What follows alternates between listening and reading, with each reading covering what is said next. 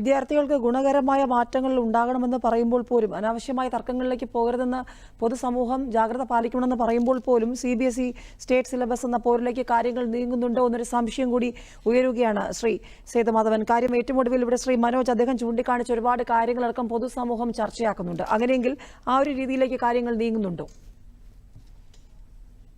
തീർച്ചയായും ഇപ്പോഴുള്ള അസ്വാരസ്യം സംസ്ഥാന സിലബസും സ്റ്റേറ്റ് സിലബസിലെയും വിദ്യാർത്ഥികളുമായിട്ടുള്ള ഒരു സംഘർഷത്തിലേക്കാണ് നീങ്ങിക്കൊണ്ടിരിക്കുന്നത്. ഇതിന് രാഷ്ട്രീയ പാർട്ടികൾ വഴിവെച്ചു കൊടുക്കരുത് എന്നാണ് എന്റെ അഭിപ്രായം.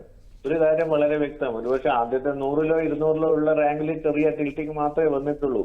ബാക്കിയുള്ള റാങ്കുകളിലെ വ്യത്യാസം കൊണ്ട് അവർക്ക് ഒരു കോഴ്സ് കിട്ടാതെ വരുന്നില്ല. ഒരു കാര്യം വളരെ വ്യക്തമാണ്, എഞ്ചിനീയറിംഗ് റാങ്ക് ലിസ്റ്റിലുള്ള ഈ വർഷത്തെ വിദ്യാർത്ഥികൾക്ക്, താല്പര്യപ്പെടുന്ന വിദ്യാർത്ഥികൾക്കൊക്കെ കേരളത്തിലെ എഞ്ചിനീയറിംഗ് സീറ്റ് ലഭിക്കും. അതുകൊണ്ട് എഞ്ചിനീയറിംഗ് സീറ്റ് ലഭിക്കാത്ത പ്രശ്നം അവർക്ക് വരുന്നില്ല. അതുകൊണ്ട് ഇതുമായി ബന്ധപ്പെട്ട് തീർത്തും വ്യാകുലപ്പെടേണ്ടതില്ല. രക്ഷിതാക്കൾ ഒരിക്കലും ഉത്കണ്ഠാകുലരാകേണ്ട കാര്യമില്ല. അവർക്ക് ഏതാണോ അവർ ആഗ്രഹിക്കുന്ന കോഴ്സിന് തന്നെ അഡ്മിഷൻ ലഭിക്കും.